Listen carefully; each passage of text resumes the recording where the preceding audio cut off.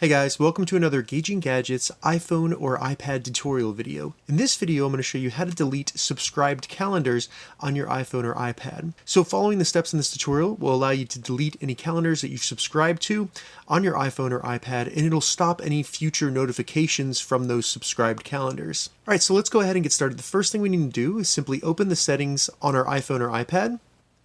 Once we're in the settings, scroll down until you see Passwords and Accounts. Select that.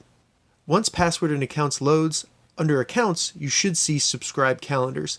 If you do not see that, that means you are not subscribed to any calendars. But if you are subscribed to calendars, go ahead and select Subscribed Calendars. In the list of calendars available, find the one you want to delete, select it. And once the calendar opens up, simply scroll to the bottom and select Delete Account.